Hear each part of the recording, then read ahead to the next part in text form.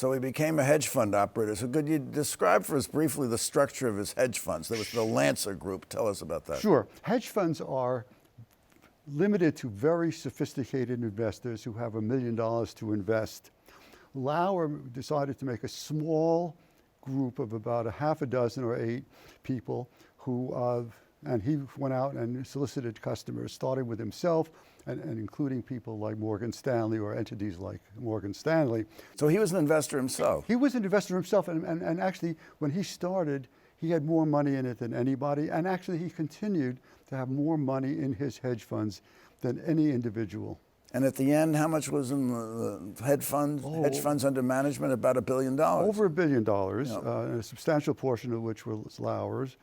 And to probably jump ahead of ourselves, by the end of the case, Lauer was left with nothing, not a penny, because they froze every dime and took every dime from him. And the investors lost 95% of their investment.